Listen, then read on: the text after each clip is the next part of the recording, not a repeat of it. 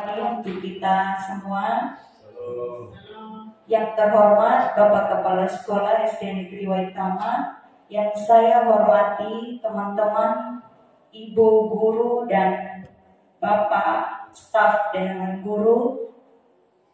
Pertama-tama terima kasih banyak kepada Bapak dan Ibu guru yang sudah meluangkan waktu untuk mengikuti kegiatan diseminasi budaya positif di sekolah SD Negeri Waitama. Untuk mengawali akan seluruh kegiatan kita pada saat ini, saya minta kesediaan Ibu Mariana untuk membawa kita dalam doa pembukaan. Waktu dan tempat saya persilakan.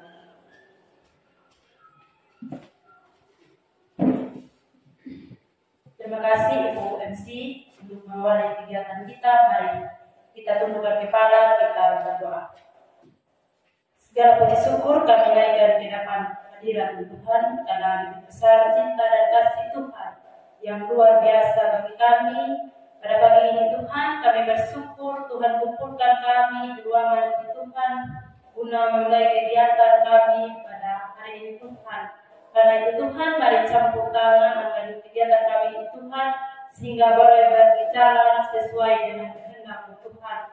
Kami berdoa bagi Bapak Kepsek yang membawa berdiri, Tuhan sampai anakmu, di hikmat senantiasa Tuhan, sehingga apa yang disampaikan boleh berjalan sesuai dengan kehendak-Mu, dan pada akhirnya ada nama Tuhan yang dipuji dan disembah Tuhan. Bapa di surga, ini doa, ini sembahyang kami Tuhan, ampuni akan salah dan dosa kami, hanya di dalam nama Tuhan Yesus kami berdoa. Amin.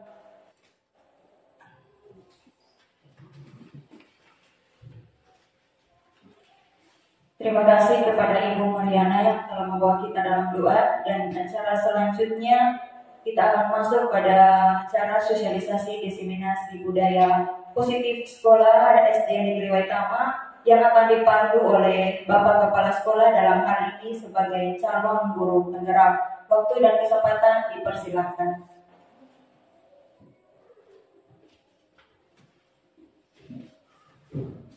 Baik, terima kasih untuk Ibu moderator yang sudah membawakan kita ke dalam acara kita diseminasi budaya positif di sekolah, khususnya di SD Negeri Waitama, Kecamatan Gaha Orianu, Kabupaten Sumba Timur. Baik, untuk kita ketahui bersama bahwa budaya positif di sekolah itu sangatlah penting untuk kita kembangkan kepada peserta didik kita, sehingga mereka bisa memiliki karakter yang kuat dan berakhlak sesuai dengan profil pelajar Pancasila seperti yang sudah dicetuskan oleh sebagai pedoman untuk pendidikan di Indonesia. Ya, budaya positif dapat dibangun dengan syarat sekolah itu menyediakan tempat, lingkungan yang nyaman, aman, serta peserta didik bisa mampu berpikir dan bertindak, menciptakan suasana yang positif secara bebas, sehingga mereka bisa dengan sendirinya dapat mandiri dan bertanggung jawab. Adapun salah satu strategi yang perlu kita tinjau ulang adalah penerapan disiplin yang selama ini dijalankan di sekolah. Kesadaran akan penerapan disiplin belum berdasarkan motivasi internal daripada peserta didik sendiri, di mana kebiasaan positif yang diterapkan itu bukan disiplin positif, namun masih menganut sistem penghargaan dan penghukuman. Biasanya kita sebut itu kalau orang tersebut punishment and reward. Jadi terkadang anak-anak kita suruh mereka sesuatu, bertindak, mengerjakan sesuatu dengan diiming-imingi oleh sesuatu. Itu yang disebut dengan penghargaan, reward. Namun sebaliknya, jika anak atau peserta didik tidak mengikuti apa yang sudah kita buat, kita akan bertindak sebagai penghukum terhadap mereka. Kita kasih mereka hukuman atau yang disebut dengan punishment. Jadi yang kita mau angkat sekarang di sini adalah kebiasaan yang menjadi budaya positif di sekolah yang tidak mengukur anak dengan penghargaan ataupun penghukuman. Ya, model disiplin yang dibangun masih belum berpusat pada siswa. Selain itu, posisi kontrol guru belum sampai pada tahap manajer, melainkan sebagai penghukum dan membuat siswa merasa bersalah. Ya, itu tadi yang saya sampaikan pertama. Ya. Jadi sebelum kita sampai jauh pada apa yang saya katakan tadi, kita bisa kembali kepada slide kita, diseminasi budaya positif.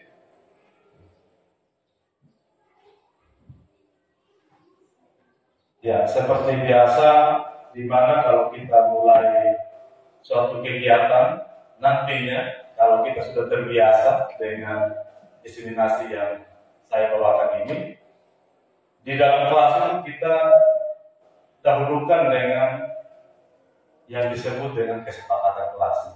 Seperti saat ini kita di sini, tapi kalau di kelas itu biasanya disebut dengan keyakinan kelas. Kalau dulu kita kenal dengan peraturan kelas. Jadi kita bangun komitmen sama-sama dengan anak-anak sehingga kita bisa kembali tadi kepada keyakinan itu kalau jika anak dia melanggar. Jadi kita tidak langsung buat dia sebagai seorang yang bersalah, kita hukum. Jadi ada kesepakatan kelas kita kali ini adalah yang pertama, semua bisa berpendapat.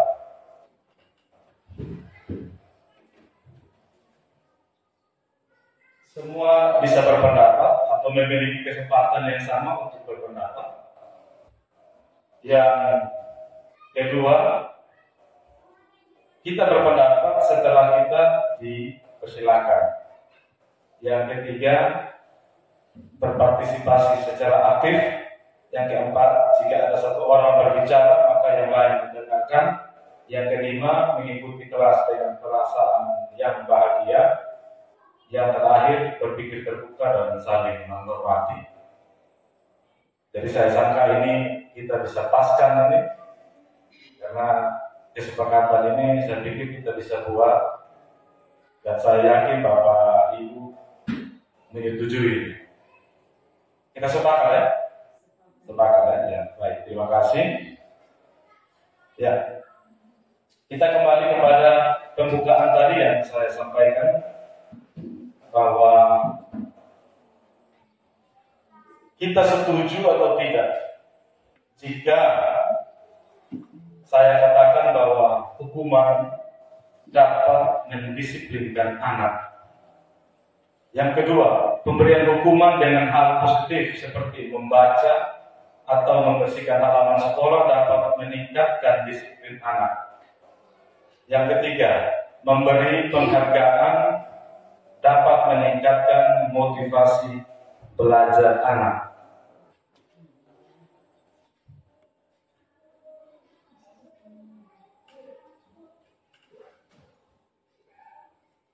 Ya, seperti yang saya sampaikan tadi pertama itu,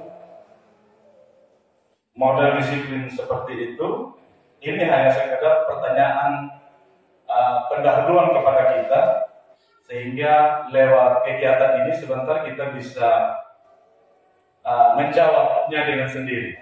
Apakah benar hukuman itu dapat mendisiplinkan anak? Terus kita kasih hukuman anak-anak seperti membaca satu buah buku dalam kelas atau suruh membersihkan WC, itu dapat meningkatkan disiplin anak. Atau seterusnya kita memberi penghargaan seperti tadi yang saya katakan. Jadi disiplin anak itu terbentuk hanya karena kita hukum, hanya karena kita kasih penghargaan, tapi tidak tumbuh dari dalam dirinya sendiri.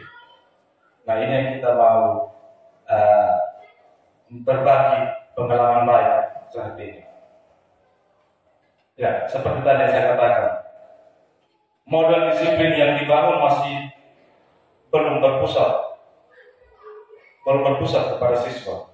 Selain itu, posisi kontrol guru juga belum sampai pada tahap sebagai seorang manajer, melainkan sebagai penghukum dan membuat siswa merasa bersalah. Sebagai pendidik, tujuan kita adalah menciptakan siswa-siswa yang memiliki disiplin diri, sehingga mereka bisa berperilaku dengan mengacu pada nilai-nilai kebajikan universal yang memiliki motivasi internal. Jadi motivasi dari dalam diri sendiri, tidak karena hanya mau dikasih penghargaan sehingga mereka mau disiplin. Seperti itu. Jadi siswa yang memiliki disiplin diri berarti mampu bertanggung jawab terhadap apa yang dilakukan.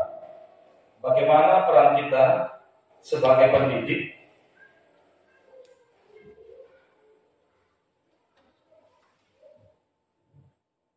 dapat menumbuhkan disiplin diri pada diri siswa. Ya, ini sekarang kita ditantang untuk bagaimana cara kita bisa mendisiplinkan anak-anak kita.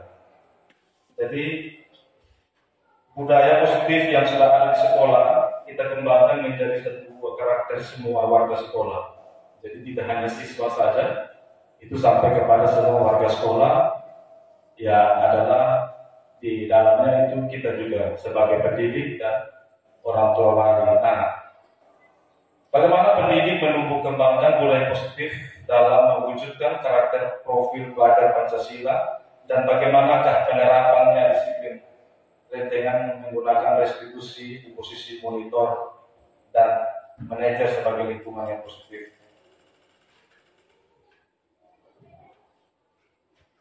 Ya, adapun yang menjadi tujuan dalam tindakan nyata budaya positif ini adalah sebagai berikut. Yang pertama, terwujudnya visi sekolah melalui penerapan budaya positif.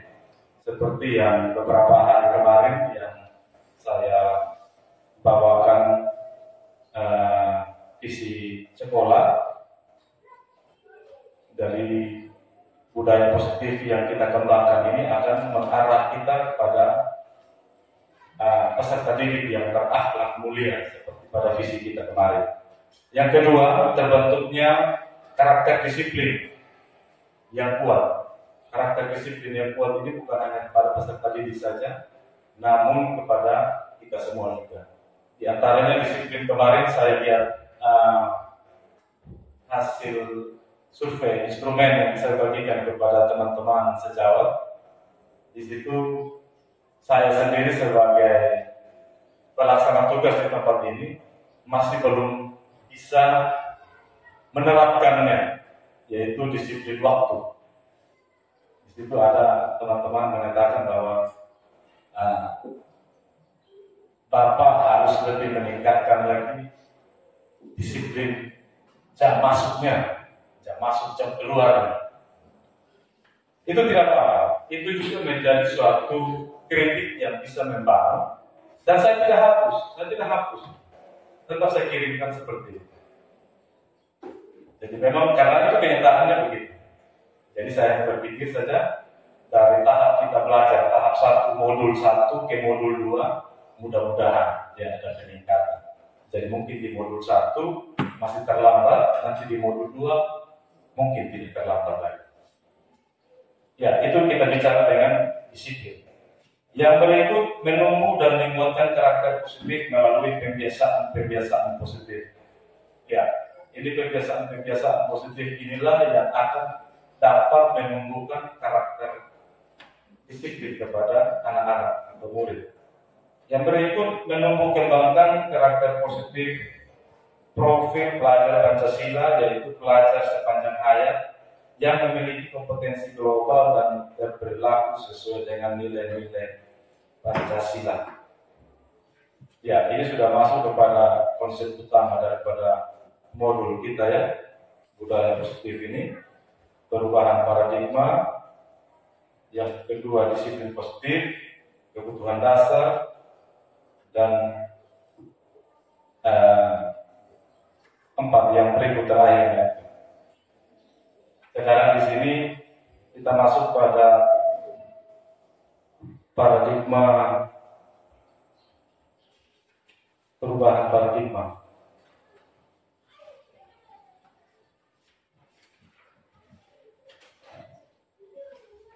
Yang saya bacakan ini perubahan paradigma.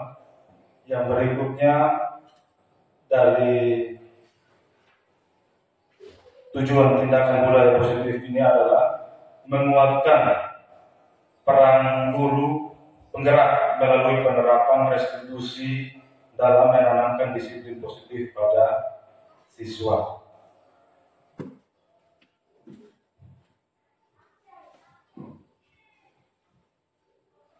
Yang berikut, untuk mengetahui sejauh mana kegiatan ini sudah dilakukan dan untuk mengontrol kegiatan agar tetap terarah pada tujuan yang sudah ditetapkan, maka tolak ukur yang digunakan adalah sebagai berikut. Yang pertama, terbentuknya keyakinan kelas. Yang berikut, konsistensi peserta didik dan wali kelas dalam menjalankan keyakinan kelasnya. Jadi keyakinan kelas itu harus dibuatkan dulu di dalam kelas. Baik. Di sini ada ilustrasi kegiatan kebalan tangan sebagai bagian dari perubahan paradigma. Ya, saya akan bacakan saja.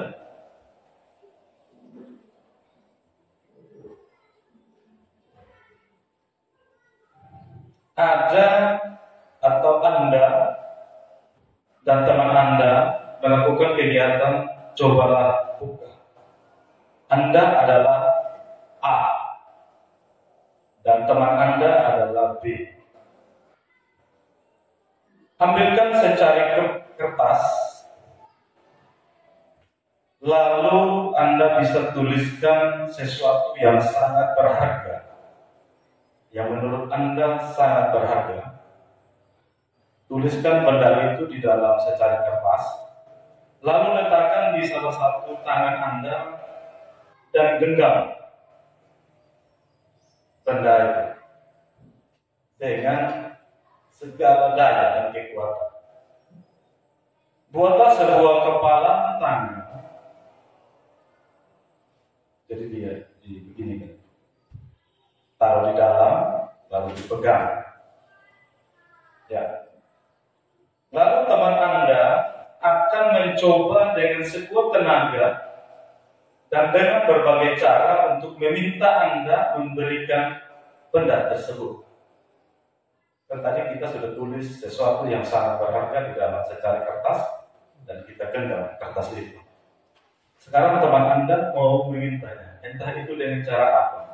Dia bisa membujuk, mengancam, menghardik, merayu, menyuap, apa saja agar dapat membuka kepalan tangan. Apa yang terjadi?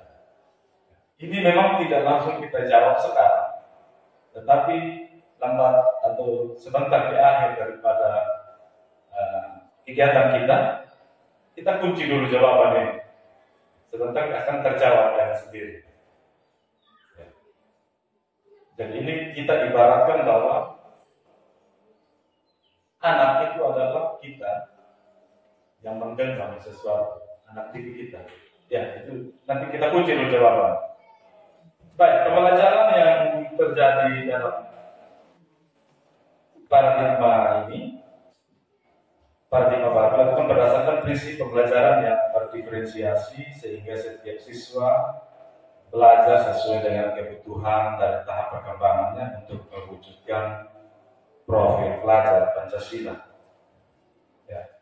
Dari kegiatan tadi, melalui permainan cobalah buka,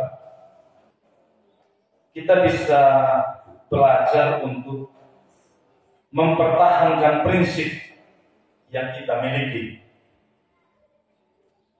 Walaupun penuh dengan godaan, kalau kita memegang teguh apa yang menjadi keyakinan kita, akan tetap kita pertahankan. Ya. Demikian juga budaya positif. akan bisa kita lakukan kalau kita sebagai seorang guru bisa konsisten dengan memberikan contoh positif kepada murid kita di lingkungan sekolah. Jadi kegiatan budaya positif itu bisa tercipta kalau kita yang menjadi contoh dan teladan, kita sebagai pendidik, dan itu berulang-ulang kita buatkan kepada anak didik kita secara konsisten dan berkontinu. Siapakah sesungguhnya yang memegang kontrol, yang menutup kepalan tangan, atau yang berusaha untuk membuka kepalan tangan? Tentunya adalah kita sendiri. Kita mau buka atau mau tutup. Dia rayu kita, dia mau ancam kita. Kalau kita merasa bahwa barang ini benar berharga, kita disuap pun kita tetap tidak mau memberikan. Jadi posisi kontrol itu ada dalam diri kita sendiri. Ya, kita yang memegang kontrol atas kepalan tangan kita. Apakah kita bisa mau membukanya atau kita tetap, itu kan tergantung pada diri kita sendiri sesuai dengan kebutuhan dasar yang kita miliki. Ya. Jadi di sini saya mau katakan bahwa pada dasarnya kita tidak dapat memaksa murid. Kita tidak dapat memaksa murid untuk berbuat sesuatu jikalau murid tersebut memilih untuk tidak melakukan. Itu ilusi guru mengontrol murid.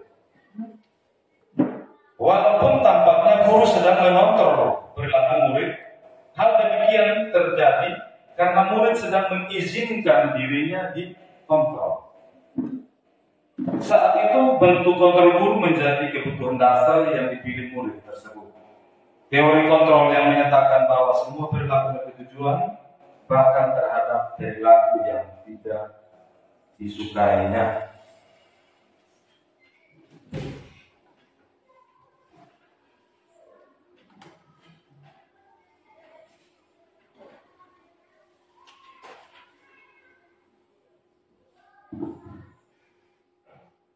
Disiplin positif. Apa arti disiplin?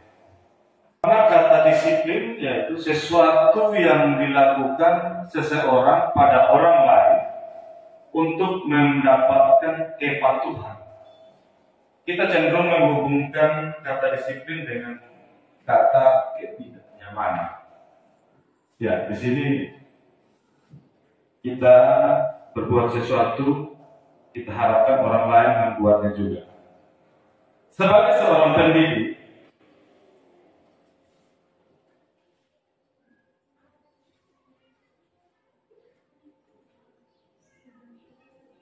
tujuan kita adalah menciptakan anak-anak yang disiplin diri, sehingga mereka, anak-anak yang memiliki disiplin diri, sehingga mereka bisa berperilaku dengan mengacu pada nilai-nilai kebajikan universal dan memiliki motivasi intrinsik, jadi motivasi dari dalam dirinya. Dia melakukan sesuatu disiplin positif karena niat dari dalam hati. Disiplin positif merupakan salah satu cara penerapan disiplin yang bertujuan untuk menumbuhkan kesadaran serta memberdayakan anak untuk melakukan sesuatu tanpa paksaan, ancaman ataupun karena takut dihukum. Jadi anak sadar akan disiplin, sesuatu yang dia buat itu merupakan berakar dari dalam dirinya sendiri, muncul dari dalam dirinya sendiri. Kita masuk pada kebutuhan dasar manusia.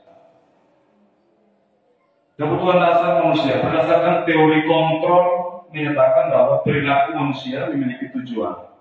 Dalam ruang lingkup sekolah, maka yang dimaksud dengan perilaku siswa.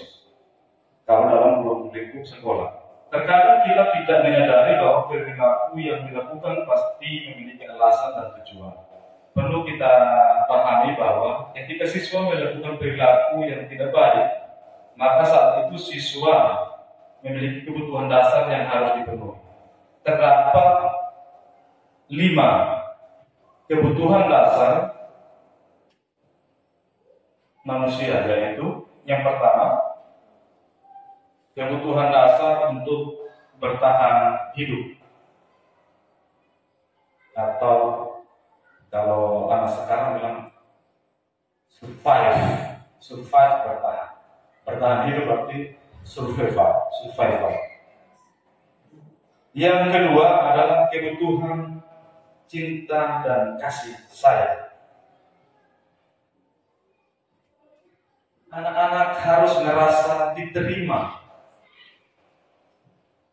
Jadi kalau anak-anak sudah merasa bahwa dia tidak disayangi oleh gurunya, itu berarti berbahaya. Anak-anak bisa tersesat sudah.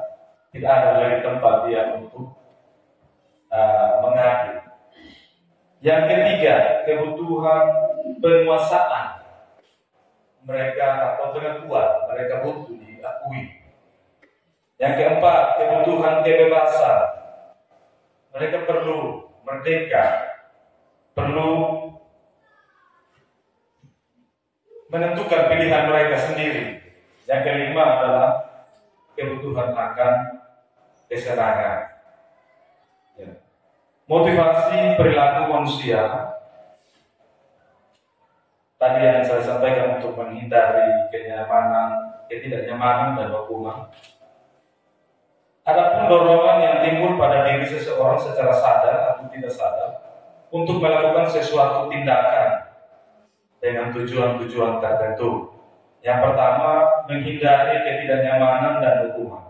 Murid melakukan disiplin diri hanya karena takut dihukum. Ini adalah tingkatan terendah dari motivasi perilaku manusia. Apa yang akan terjadi apabila saya tidak melakukannya? Pertanyaan ini pasti akan ada di benak anak-anak. Contoh, anak-anak besok disuruh bawa pupuk, tapi dia tidak bawa. Pasti dia langsung berpikir, ini kalau saya tidak bawa pasti saya kena hukum nanti pasti. Nah, gitu. Jadi dia hanya mau menghindar ketidaknyamanan dan hukuman. Jadi akhirnya dia bawa pupuk hanya karena takut dihukum. Tapi tidak menyadari bahwa saya bawa pupuk ini untuk apa. Jadi bukan kesadaran dari dalam dirinya sendiri. Ini yang perlu kita sehingga seseorang itu bertindak, perilaku manusia untuk bertindak ya. Yang kedua, untuk mendapatkan imbalan atau penghargaan dari orang lain. Nah, ini juga sering terjadi. Murid melakukan disiplin diri hanya karena ia menginginkan imbalan. Motivasi seperti ini satu tingkat di atas motivasi yang tadi, yang pertama itu. Jadi pertanyaannya sama, apa yang akan saya dapatkan apabila saya melakukan? Ya, ini karena sudah diiming-imingi oleh sesuatu. Yang ketiga, untuk menjadi orang yang mereka inginkan dan menghargai diri sendiri dengan nilai-nilai yang mereka percayai. Murid melakukan disiplin diri karena sadar akan nilai kebajikan. Ini yang merupakan motivasi seseorang memiliki disiplin positif. Ya, menjadi orang yang mereka inginkan. Jadi saya melakukan ini karena memang saya bertanggung jawab. Saya bertanggung jawab harus melakukan. Ya, contoh macam Pak penjaga di sini. Karena memang itu sudah menjadi tugas dan tupoksi. Ya, orang bilang tupoksi, tugas pokok dan fungsi. Jadi melakukannya karena merasa bertanggung jawab terhadap apa yang sudah diberikan. Ya.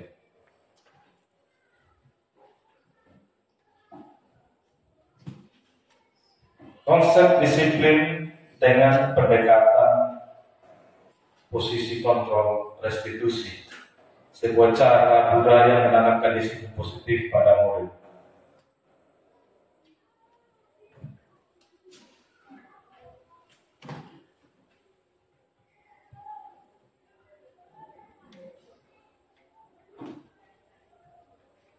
Pengertian restitusi. Restitusi adalah proses menciptakan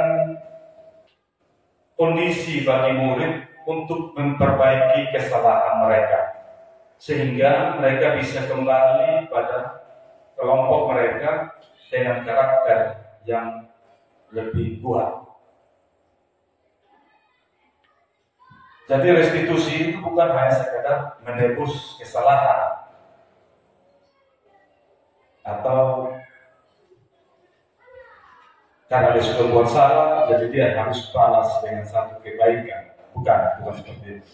Bukan juga memperbaiki hubungan, bukan juga tawaran untuk bukan paksaan, menuntun untuk melihat ke dalam diri. Jadi di sini menurut Gosen teorinya adalah telah berkesimpulan bahwa terdapat 5 posisi kontrol. 5 posisi kontrol guru yang dapat diterapkan sebagai seorang pendidik. Yang pertama adalah sebagai penghukum. Seorang penghukum bisa menggunakan hukuman fisik ataupun verbal maupun verbal. Yang biasa dilakukan penghukum itu biasanya dengan cara menghardik, menunjuk-nunjuk, menyakiti atau menyindir. Dampak pada murid dari seorang penghukum adalah perilaku kontrol negatif. Murid dapat mengulangi kesalahannya berulang kali, lalu perilakunya menjadi agresif. Ya, ini yang sering didengung-dengungkan. Kita guru selalu pada posisi ini, posisi kontrol yang ini. Anak salah sedikit, hukum. Anak salah sedikit, hukum. Jadi akhirnya anak ini menjadi dia bisa dendam. Bisa juga dia akhirnya jadi seorang pembangkang. Yang kedua, posisi kontrol yang kedua adalah sebagai pembuat merasa bersalah. Jadi yang membuat salah akhirnya merasa dirinya saya salah, jadi kecil seperti itu. Pada posisi ini biasanya guru akan bersuara lebih lembut. Yang biasa dilakukan pembuat merasa bersalah biasanya berceramah, menunjukkan kekecewaan mendalam. Dampak pada murid dari seorang pembuat merasa bersalah adalah murid akan merasa rendah diri dan merasa gagal dan tidak dihargai, tidak berharga. Gitu. Jadi kita sebagai seorang guru, kita akan membawa anak itu sebagai orang yang telah membuat sesuatu yang salah, akhirnya anak itu merasa bersalah. Walaupun dengan nada yang lembut, kita bicara dengan dia dengan sendirinya merasa rendah diri karena dia sudah tahu apa yang dia lakukan. Sedangkan posisi kontrol yang ketiga adalah sebagai teman. Di sini guru dalam posisi ini sebagai teman tidak akan menyakiti murid, namun selalu berupaya mengontrol murid melalui pendekatan persuasi. Yang biasa dilakukan posisi sebagai teman adalah membuatkan alasan-alasan untuk murid-muridnya. Dampak pada murid adalah murid akan tergantung tidak mandiri dan tidak bisa memutuskan keputusan sendiri. Ya, posisi kontrol yang ini juga perlu kita lakukan sehingga kalau kita di tingkat SD masih pas untuk kita lakukan. Kita sebagai teman daripada anak yang berbuat salah itu, ya kita membujuknya selayaknya dengan kita bicara dengan teman kita. Namun dampak yang negatif pada anak adalah anak tidak bisa memutuskan keputusan sendiri atau tidak mandiri. Sedangkan posisi yang keempat adalah posisi pemantau, di mana guru pada posisi ini biasanya selalu mengawasi atau memantau muridnya yang berpatokan pada catatan atau kesepakatan yang sudah disetujui. Ya, kali ini kita biasanya mengacu kepada peraturan sekolah. Jadi kalau di kota sana, di tingkat SMA, mereka sudah ada kesepakatan bahwa mungkin setiap hari Senin sampai hari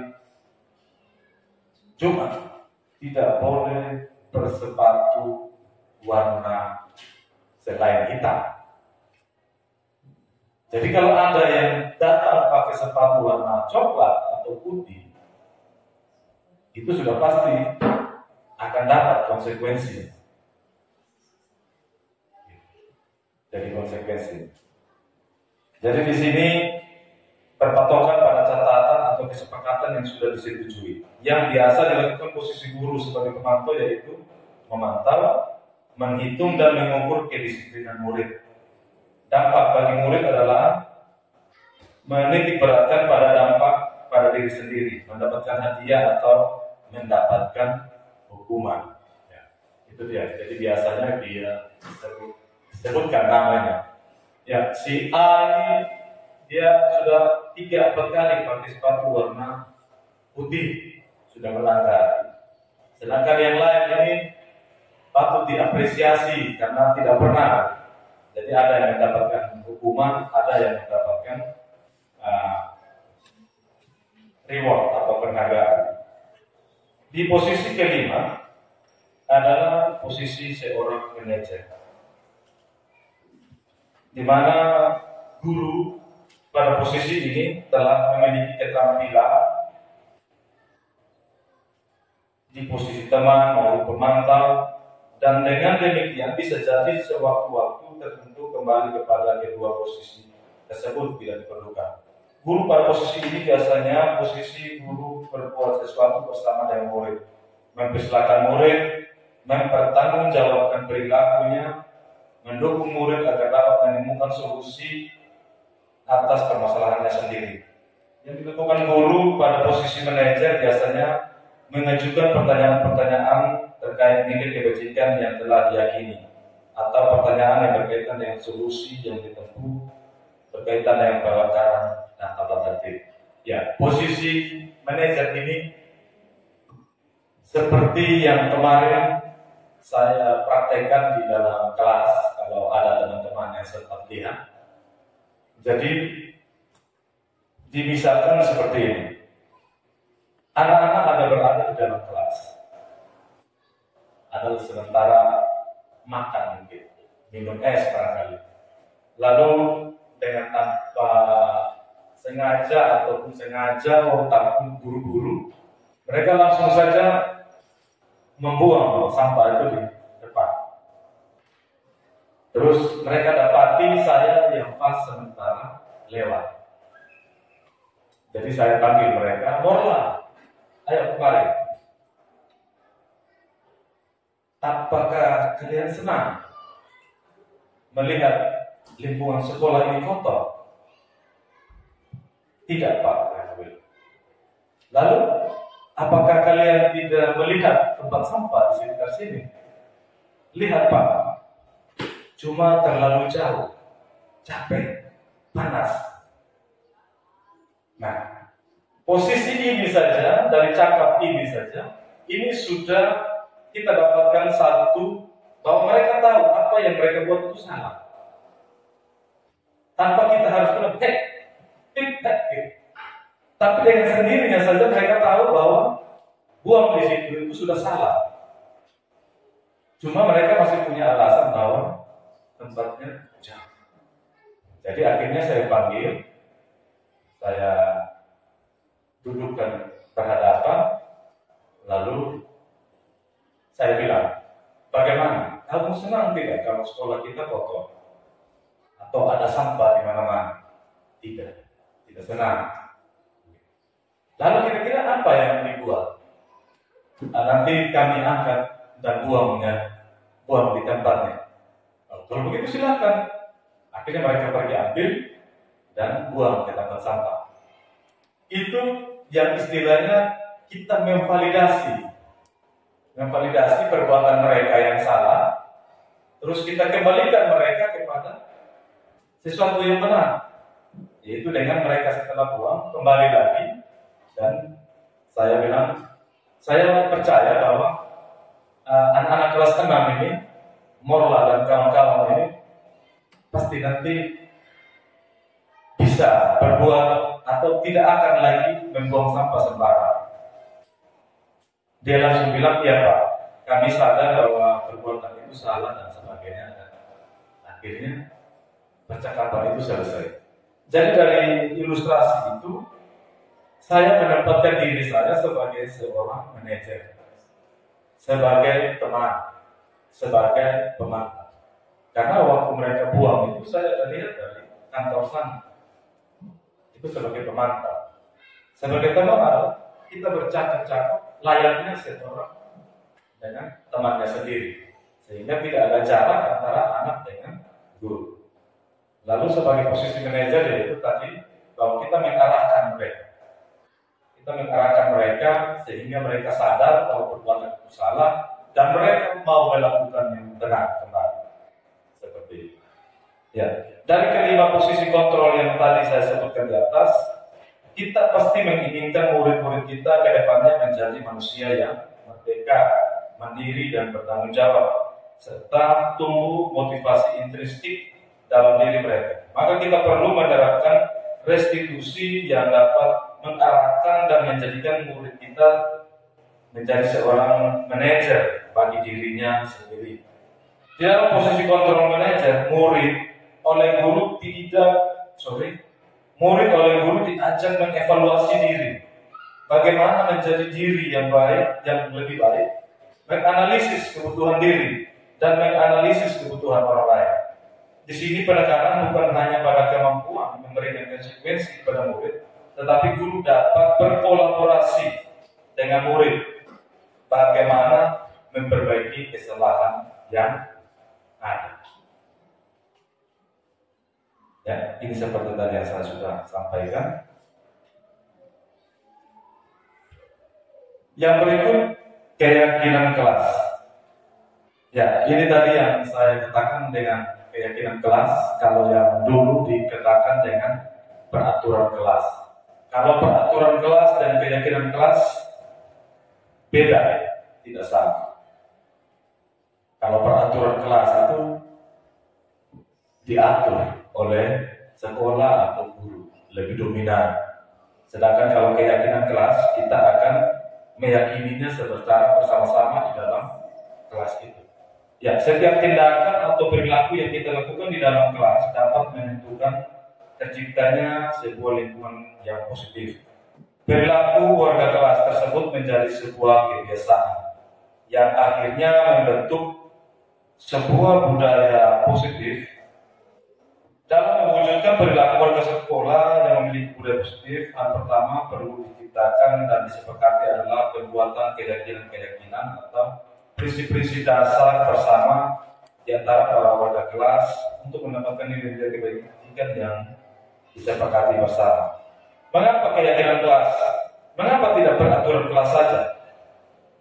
Karena suatu keyakinan akan lebih memotivasi seseorang dari dalam atau memotivasi secara intrinsik. Seorang akan lebih bergerak atau tergerak dan bersemangat untuk menjalankan keyakinannya daripada hanya sekedar mengikuti serangkaian peraturan yang mengatur. Mereka hanya harus berlaku begini begitu yang membuat ketidaknyamanan dan keterpaksaan. Berikut adalah beberapa cara untuk membuat keyakinan kelas.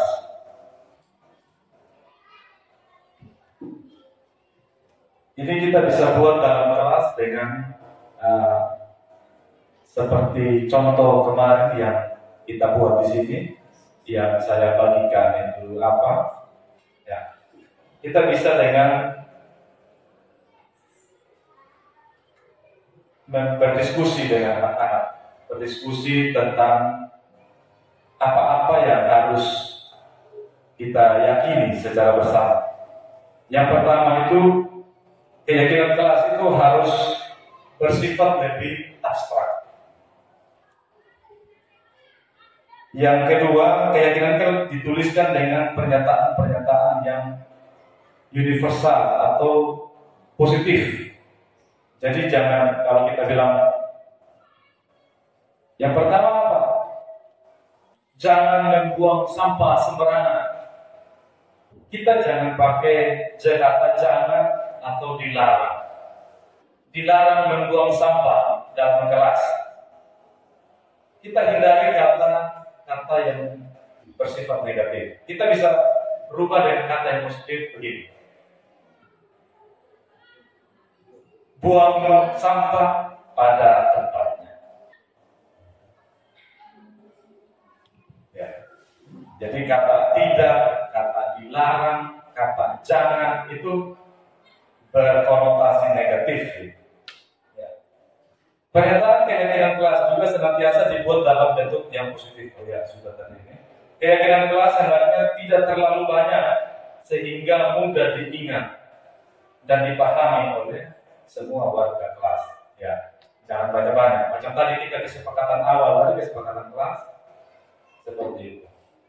Terus keyakinan kelas sebaiknya sesuatu yang dapat diterapkan di lingkungan sesuai dengan kondisi. Ya, jadi jangan terlalu yang muluk-muluk juga, padahal kita tidak bisa buat. Semua warga kelas hendaknya ikut berkontribusi dalam pembuatan keyakinan kelas lewat kegiatan curah pendapat, ya, berdiskusi tadi, merumuskan menjadi dan peraturan menjadi keyakinan kelas. Bersedia meninjau kembali keyakinan kelas dari waktu ke waktu. Ya, ini kegiatannya berdiskusi dahulu tentang peraturan. Peraturan itu biasanya dia memakai bahasa-bahasa yang berkonotasi yang negatif, sehingga kita rubah dia, kita rumuskan dia menjadi yang keyakinan kelas yang positif.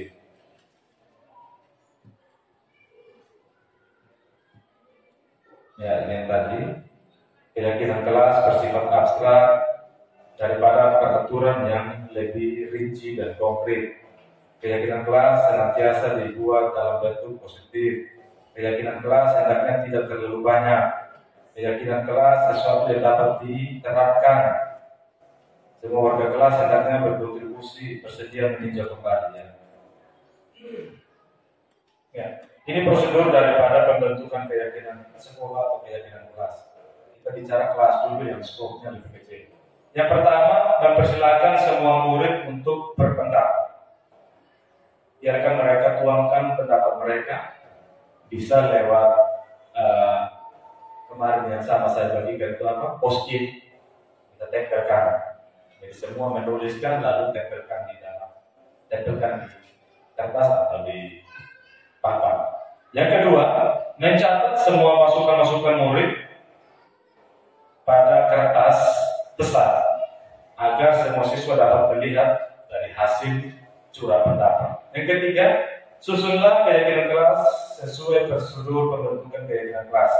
Ganti kata negatif menjadi yang positif. Contoh, jangan berlari di kelas dengan kalimat berjalanlah di kelas.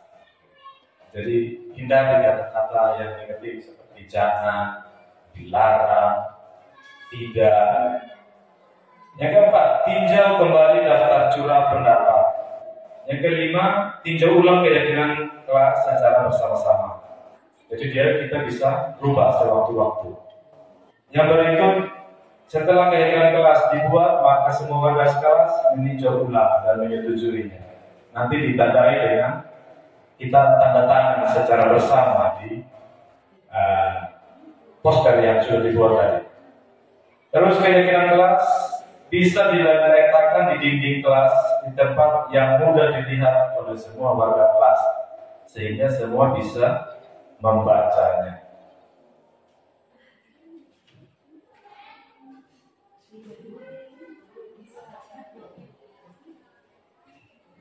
Baik, kita lanjut kepada slide yang berikut adalah restitusi. Ketiga, restitusi. Restitusi memberikan kesempatan kepada murid untuk disiplin positif.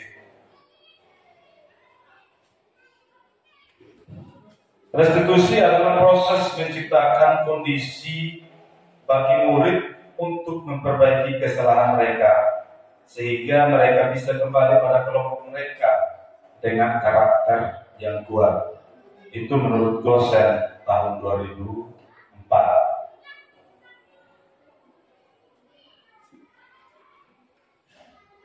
Jadi ada pun segitiga restitusi yang dimaksud adalah yang pertama adalah menstabilkan identitas. Ya, ini tadi yang saya cerita pada saat anak buang sampah. Kita panggil, kita tanya, apakah kamu senang melihat sekolah kamu kotor atau kelas kamu kotor? Ini kita menstabilkan identitasnya seperti apa. Setelah itu dia jawab, dia akhirnya memvalidasi kesalahan, bahwa dia tahu bahwa yang dia buat itu salah. Dia validasi bahwa yang tadi saya buat ini berupa saya salah. Terus habis itu kita menanyakan keyakinan, buanglah sampah pada tempatnya, seperti itu. Nah, ini contoh slide yang kemarin saya sempat buat.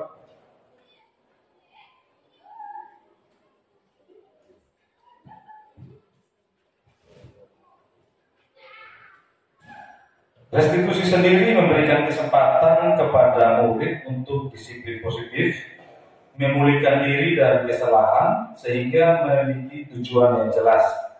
Penekanannya pada cara mereka menghargai nilai-nilai kebaikan yang dia ini, bukan berperilaku untuk menyenangkan orang lain. Restitusi membantu murid untuk jujur pada dirinya sendiri dan mengevaluasi dampak dari kesalahan yang dilakukan. Restitusi memberikan penawaran, bukan paksaan. Sangat penting bagi guru menciptakan kondisi yang membuat murid bersedia menyelesaikan masalahnya dan membuat lebih baik lagi. Guru dapat menggunakan kalimat seperti, semua orang pasti pernah berbuat salah. Tapi bukan pakai bahasa bahwa kita sudutkan dia itu supaya dia lebih memperjelas kesalahannya dan akhirnya anak menjadi merasa lebih malu. Pada bagian dasar segitiga yang merupakan adalah restitusi pertama, yang ini bagian dasar itu di situ. Langkah pertama restitusi adalah menstabilkan identitas. Bagian ini bertujuan untuk merubah orang yang merasa gagal karena berbuat salah menjadi orang yang sukses.